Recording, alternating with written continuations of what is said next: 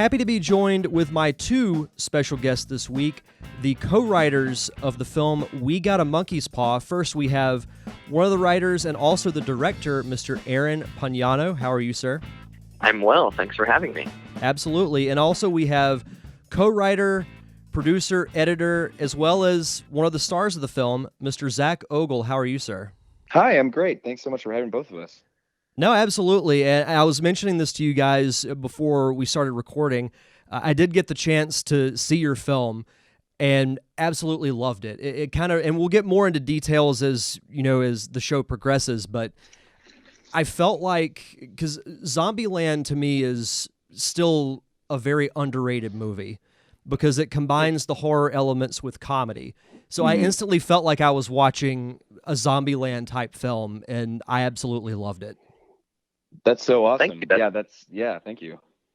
That's huge praise. I appreciate that. Zombieland's awesome. No, it's a fantastic movie. I remember I didn't see it in its initial theater run, but heard nothing but great things about it. And then when it came out on DVD, I watched it, and I think I laughed from beginning to end. Yeah, we both love that genre, that like the Zombielands, Cabin in the Woods, or Shaun of the Dead, especially. I think that was a huge influence for us. I can definitely see that. No, Shaun of the Dead, yeah, that was, I can't remember if that was before or after Zombieland, but it was that and Zombieland I remember specifically that introduced me to that horror comedy genre, that, you know, that right mix, because I'm not a big horror fan, but I love when you add the comedic elements to it, and it's just a perfect marriage to me if you make it work. Yeah, absolutely. I find that often even people who don't like horror are so innately familiar with the language of horror, or with at least the tropes and the package of horror, that for making a horror comedy, you can hit, obviously, horror fans really well with their love of the genre. But even people who don't like horror very much are just familiar enough with the language that they still get most of the jokes, and it still really works on an aesthetic level. Mm-hmm. Oh, absolutely. No, I totally agree with that. So kind of backtracking a little bit, we'll start with you, Aaron. What was it that initially made you want to get into the crazy world of filmmaking? Oh, goodness. That is an excellent question. I often attribute my interest in filmmaking to my father, who was a huge cinephile.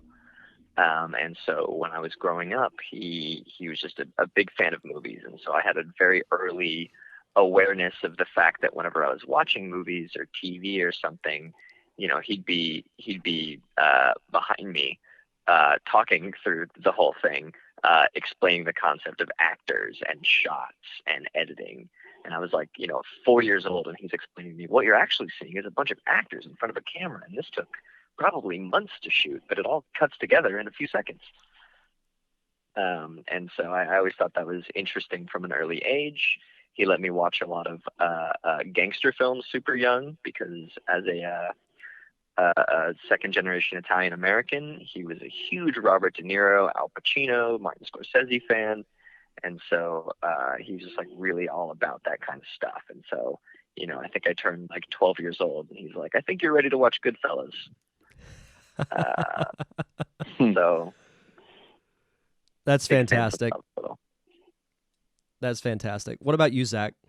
Yeah, wow, what a great question. I think, ever since I was a kid, I always knew I wanted to write. I also had, daddy issues. So my dad was my dad got me into reading very, very early, and so I would just read everything I get my hands on. And I just wanted to, tell stories. And then I think that what really got me into film was honestly probably musicals. I would watch like Willy Wonka and the Chocolate Factory and Chitty Chitty Bang Bang on repeat as a kid. I'm sure it was annoying as hell to grow up with, but I love that stuff. And I got into theater, and then eventually in high school, I took a communications class, and I just really loved doing like in-camera jokes and just learning what I could do with the camera. And I think that just sort of it developed from there. At the end of the day, it's storytelling is what I really want to do.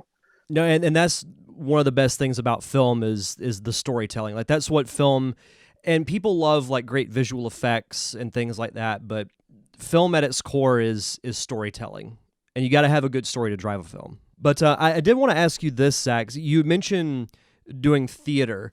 Yeah. Is there? I like to ask this with people who have done both theater and film. Did doing theater help better prep you for film as far as acting goes?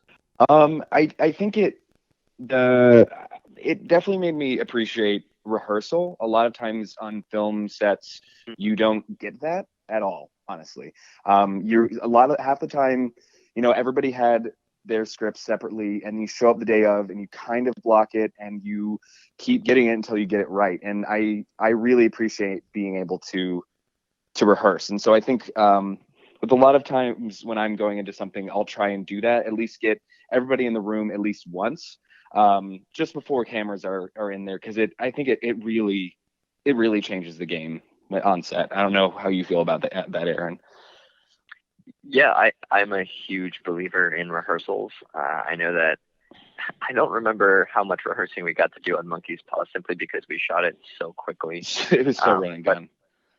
But on all of my other projects, I'm usually a huge stickler for the blocking rehearsal and making sure that everybody, especially the actors, obviously, but every member of the crew should have a chance to see what is going on before cameras are rolling.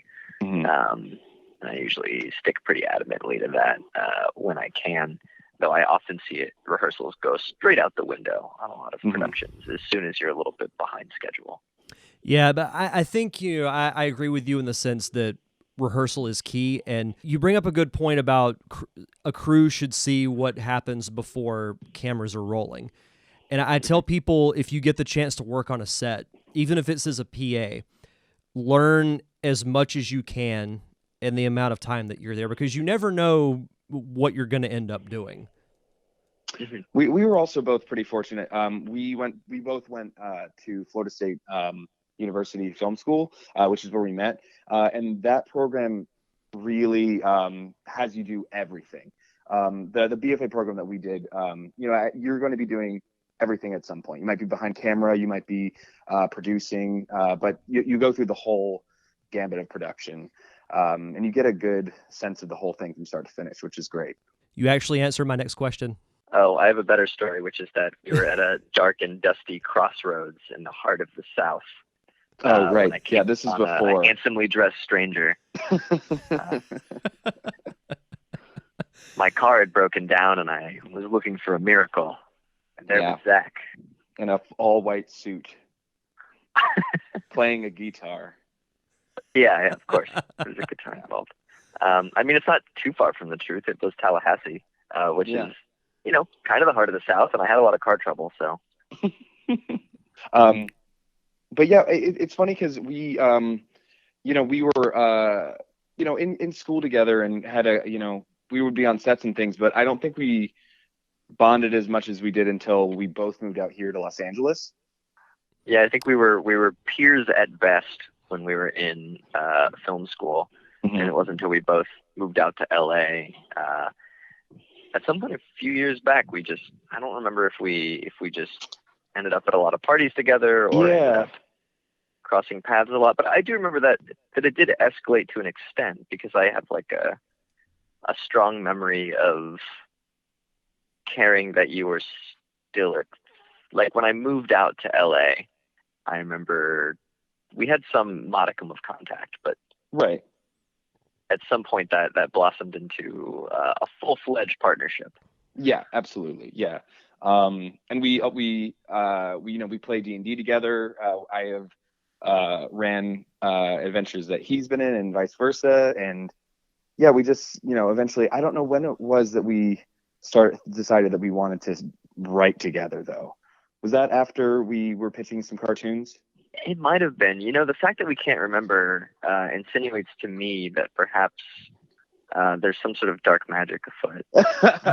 I think actually, now that I'm thinking, we were talking about, we were pitching some cartoons to Cartoon Network, and in fact we were waiting to hear back from them, And then it was Aaron's idea to just write something funny in the meantime. And it was just going to be, honestly, like maybe a sketch or a scene or something. So ideally, we were like, let's do something that we can do for no money that's easy. And then I was like, oh, I know. I have this like monkey's paw idea that I've been just kicking around. That'll be easy to shoot. And then eventually it was just that. So instead we did something that was Extremely cheap to shoot, but not easy. No. Well, it goes to show you like the evolution of ideas in filmmaking. You know, I've heard stories of the initial idea being two people in a room that evolves into like a post-apocalyptic action film. Right. Yeah. But that shows, you know, like the evolution of where an idea can go, which is a cool part of making a movie is, you know, when you write it, it's like a sandbox. Like you can create anything you want. And from what little writing experience I have, it's one of my favorite parts of the entire filmmaking process. Oh, absolutely. And I think that was something that was really essential and key to me is that I'd done some collaborations before that, but mostly I was writing on my own. And there was something really awesome and magical about when Zach and I started writing together, where I feel like very quickly clicked in terms of our sensibilities. And so it felt kind of like the ideas and the progress was happening twice as fast. And you were able to get immediate feedback from someone who shares your sensibilities, which is usually hard to come by because you spend most of your time writing, if you're alone, in like a solipsistic state of self-questioning where you're like, I don't know, maybe this is interesting. Whereas if you're in the room with someone that you absolutely trust, you can know immediately like, oh, that is a good joke. Or actually, no, that's terrible. Let's throw it away immediately and not go down that road. Right. Yeah. I think it was just the test of whether or not something was fun or funny was just, are we making each other laugh? Like, can we just take this bit as far as it can go, you know? And that was the best part. At the end of the day, we were just trying to make each other laugh. And then what worked made its way into the script. So once you guys wrote the script, you know, walk me through the process of how we got A Monkey's Paw made. Well, once you wrote the script, what were your next steps? I think we got a crew together pretty quickly. We have a lot of really talented friends out here. A lot of people who are from FSU either will move to, you know, LA or New York or possibly Georgia. So we have a lot of talented friends to choose from. And I think it was only a couple weeks after that we picked a date and then started going. Yeah, I think it's important to note my filmmaking methodology has always been a little bit to work backwards. So I think, you know, having listened to a lot of interviews and read a lot of stuff about how something got made, often the part that gets skipped is it sounds like it all just went like linearly from like, well, we had this idea and then we made it happen. But I think that it's really important to note with everything that I've been fortunate enough to make in my life, it's been because from the outset of script writing, it's been planned around logistical possibility, right? So we knew what resources we had access to some extent. And so we did a little bit of writing for that. Like we didn't write the script entirely in a vacuum. It was very much like, okay, what is logistically possible? Two characters We're going to in shoot one location. Yeah, we're going to write it for our friend's apartment, which is cool. That's a really big apartment. We think we can make it feel like a bigger space and not feel claustrophobic like every other like funny sketch in an apartment can feel. And so we already had like, it's going to star Zach and it's going to star our mutual friend, Jackie Gendrell, who's a very talented actress that really wanted to make something with us. And so we started assembling the pieces early so that we could write the script and then be able to progress quickly instead of sitting on it and trying to figure out, well, now what? So I always intentionally write so that I can skip the well, now what, if possible. Yeah, and then from there, it was just a matter of, you know, dressing the set. Like we got wallpaper so that we weren't just shooting in, you know, some like white walled apartment. We put out just a mass ask for all our friends, just asking for weird, like haunted looking objects, and we were just collecting them from, because we turns out we have a lot of weird friends. And so we also would scour eBay. Aaron got a bunch of very haunted looking dolls. One of my friends had just a bunch of old things from their grandparents in their attic, and I borrowed things like that. And we just collected these things, and we went in there and we dressed it and made it look like a totally different place.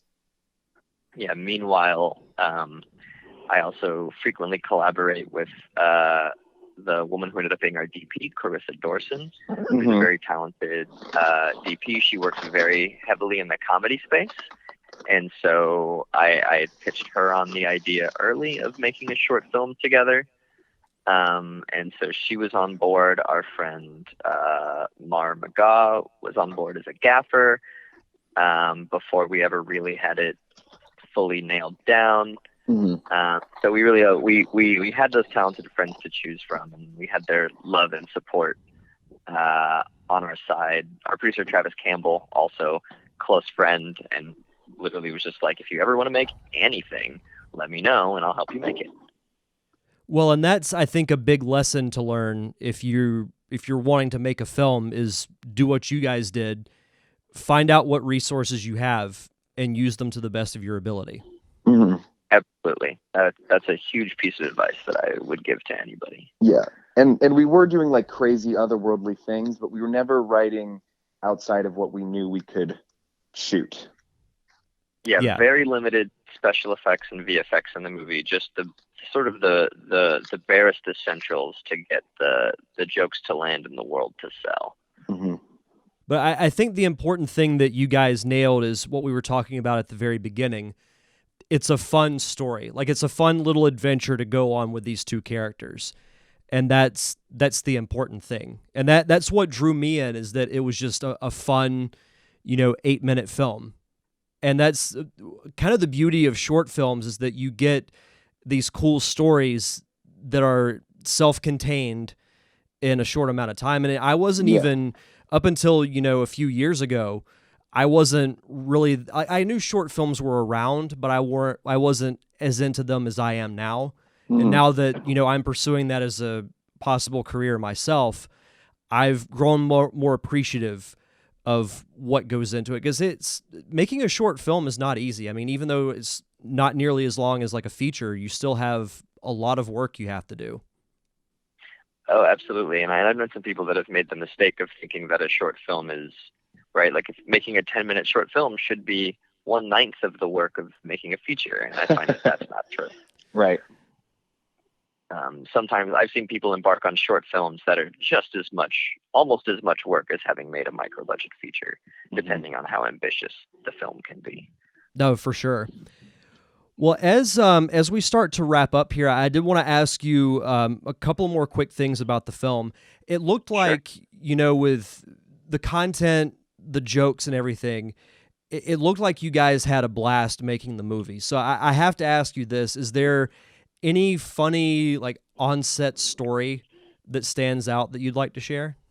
Let me see. It's funny because, like, we shot everything in a day, and then pickups. We did some pickups a couple months later, but we were going so fast that there wasn't like, I don't know, there wasn't like we did like a bunch of crazy things. I will say the one thing that, like, the final shot we got on the first day, because we did all of the crazy otherworldly those one-off, like, what could have happened wishes at the end. We shot those at the very end, and the last thing we did was us completely covered in blood, because we're wearing the same clothes for the whole shoot.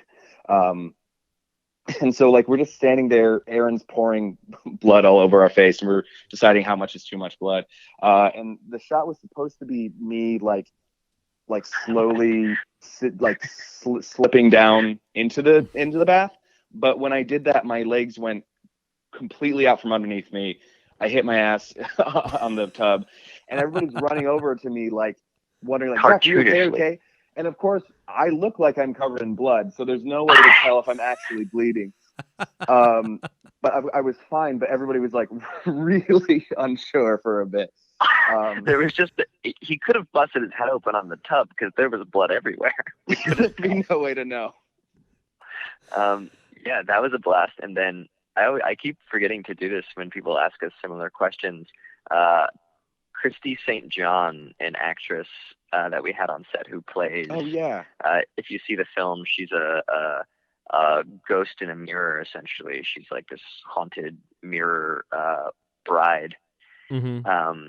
We shot we got a bunch of shots of her because we essentially shot her separately and then used VFX plates sometimes to put her into a mirror. Sometimes we did it practically where she's in the room reflected behind the mirror, which was hard to nail.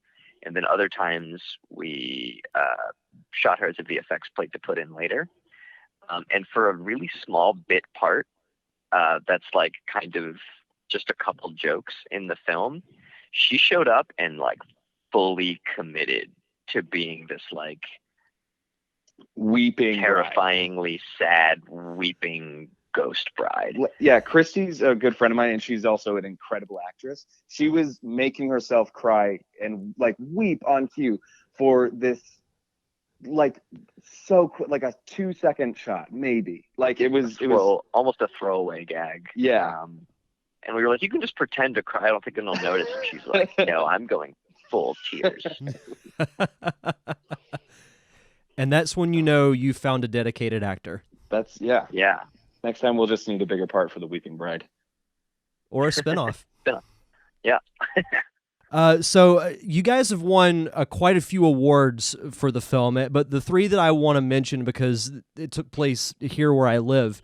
At our inaugural Indie Fringe and Comedy Festival, you guys won Best Actress, Best Editing, and the Best of the Fest award. How does it feel to see the success that this film has garnered? Aaron, do you want to take that?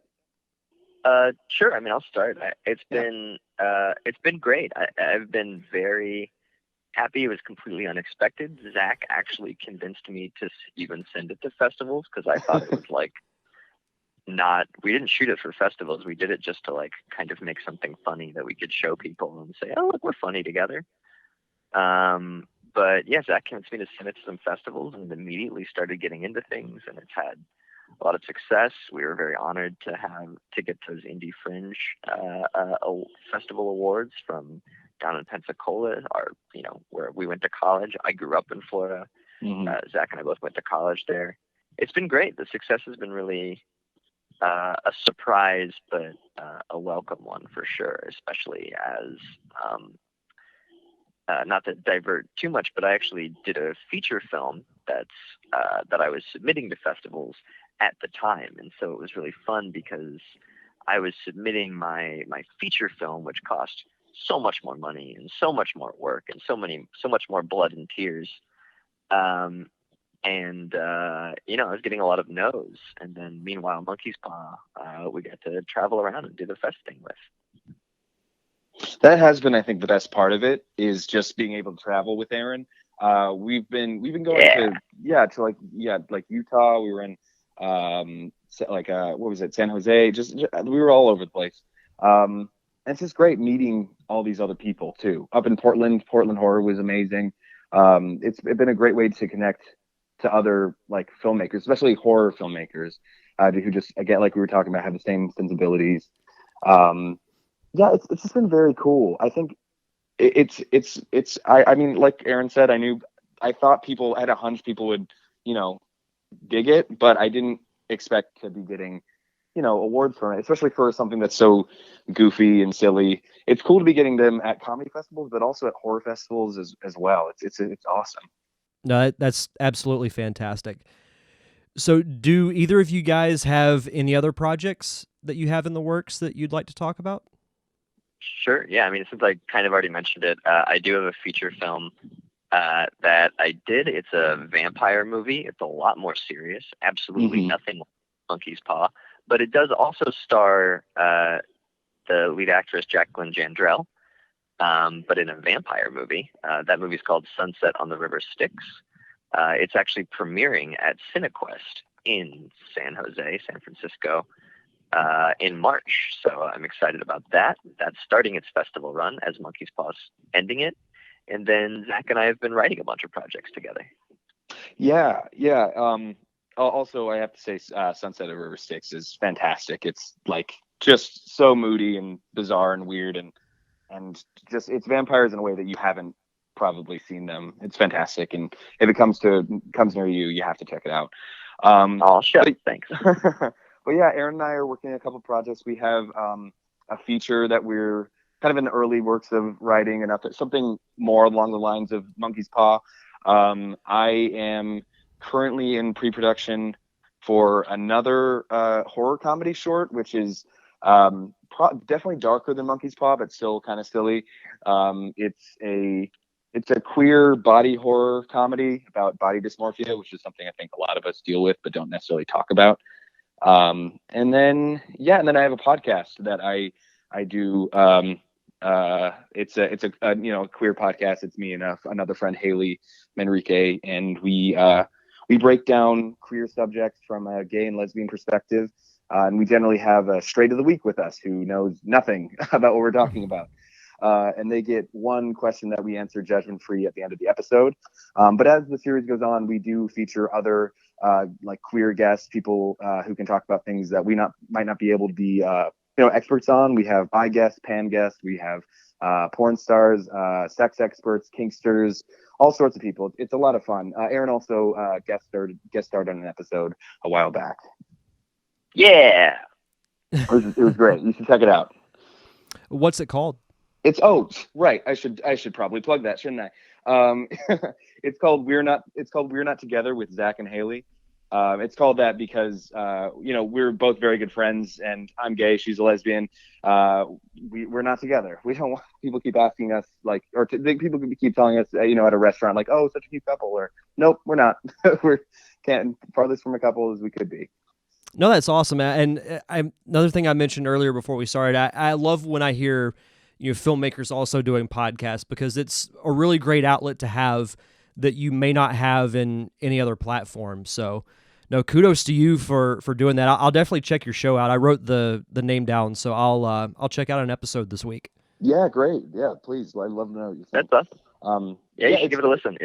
You guys do a really good show, and I mean, especially for you, Derek. You guys have done episodes about films, about not just like queer films, but types of films and its relationship to the queer culture throughout history and stuff. And I think that stuff's really interesting for any filmmakers, especially from the perspective of you and Haley, who are both in the industry. Right? Yeah, it's cool. It's cool how many people are doing it. People make jokes about how it's like, everybody's got a podcast, but like, I don't know. I think it's great that people have these outlets, and it's cool because it's almost like classic radio plays are coming back in a very big way. Well, no, it's true, because you find like Serial and other drama type podcasts where it's like the classic radio shows that you'd hear before television. It's something that, like, if there were more hours in the day, it might be something that I'd try at some point, but I'll... Oh man, it's a whole other beast. Yeah. It's great though. I think like the rise of podcasts have also, like, that's a huge reason why people are so into docuseries right now, like things like Serial and stuff. It's all leads to each other. It's very cool. Well, and it's such a casual format, like you and I, like myself and you two guys, we're having more of a conversation than like a formal like interview you'd hear on national television. And I think that's the relatability of podcasts. And it's great to plug your earbuds in. You can listen to them while you do laundry, while you cook dinner, you do anything around the house, and you can stop and listen at your own leisure. Oh yeah. It's fantastic. So what's one piece of advice that each of you could give to an aspiring filmmaker? It's a very good question. Let me think. I think the biggest piece of advice is to I feel like I hear this all the time, but just like make stuff, write something down, whatever it is, just start making something. Even if it's like, I don't know, like a one-act play, just making anything, giving yourself that outlet is everything. Because you never know what's going to be the thing that somebody goes, hey, that's great. Can you make more of it for money for me? You never know. But you also can't be so, hard on yourself when that doesn't happen immediately, because it's not going to. Just because you have a film in a festival and it gets a lot of awards or whatever doesn't mean like, oh, now people are going to be banging down your door to make a movie. No, now you use that to make the next thing, hopefully, and then make the next thing. And then, eventually maybe that does happen, but you got to keep going. You got to do it because you like doing it. Yeah, that's very true. And I think that in film school, I didn't appreciate it fully at the time, but one of the most important lessons I learned, I think, was the idea of scope. And for something to be in scope, it means something that is achievable. And I think that every filmmaker, especially every independent filmmaker, or especially starting filmmakers, like we sort of talked about earlier, should recognize what is in their scope. And you should absolutely make things, and you should always be ambitious, and you should shoot for the stars, but you should also understand what's within your capability, right? Like a poorly executed sci-fi that relies on a lot of big things or a lot of locations or a lot of explosions is extremely hard to do when you're paying for it yourself. Mm-hmm. But if you put those exact same resources into what you have, like, does your uncle have a cool house? Do you have a friend with a trained dog? Do you just have an interesting, friend who's just fun to watch on camera? Just think about what you have access to and try and make what is the most interesting version of using that to tell a story. And then, you'll get to the sci-fi warship explosions later. But you could impress people now with your use of small things to do something interesting, as opposed to your failure to achieve the scope of something huge. Aaron, I thought we weren't going to talk about our trained dog, cool Uncle House film. Oh, yeah. If anyone's a trained dog or a cool uncle, give me a call. Okay. I just thought that was under wraps at the moment. No, I think we need to go public. Okay. Well, trained dog movies coming out soon, everybody. Look for it. Yeah, this thing's bigger than both of us. Oh, love it. I love it. So last thing, do you guys have any websites or social media you guys would like to plug so the listeners can follow you? Sure. Yeah. Obviously listen to the podcast. It's super fun. And even if you're a straight person for whatever reason that you decided to do that, I think the idea is that anybody can listen to it and feel like they learned something. But that's called We're Not Together with Zach and Haley. I'm also on Instagram and Twitter, Zack Ogle, ZACKOGRE. You can follow me there. Great. And you can follow me on a variety of social medias at Pagnarok33, like the end of the world, but with a P. You don't have to do that, though, but you can follow our short, We Got a Monkey's Paw, on Facebook, facebook.com/We Got a Monkey's Paw, or at We Got a Monkey's Paw. And then similarly, you can find my vampire movie on Facebook. That movie is called Sunset on the River Styx. That's at River Styx Movies. Styx is STYX. Or also on Instagram and Twitter at River Styx Movie, RIVERSTYXMOVIE. Fantastic. And I did want to say real quick, We Got a Monkey's Paw was also selected for the Pensacon Short Film Festival. So if you're going to be at Pensacon, go check it out. It's fantastic. I've heard such amazing things about Pensacon, so y'all should check it out if you're in town. It is. It's something that, I've been going to Pensacon since its inception 6 years ago, and it's grown to really where the whole town is involved. Like, restaurants downtown will have different themes. Like, you'll have, we have a seafood restaurant that brands themselves as Harry Potter every year for That's Pensacon. So fun. We'll have a brewery called Perfect Plain that essentially transforms into Middle Earth during Pensacon weekend. So it's really cool. But if you're going to be at Pensacon, definitely go to the Short Film Festival and check out We Got a Monkey's Paw. And guys, thank you so much for taking the time to do this interview. It was fantastic. Yeah, thanks for having us on. Yeah, thank you. It's been great. Keep in touch.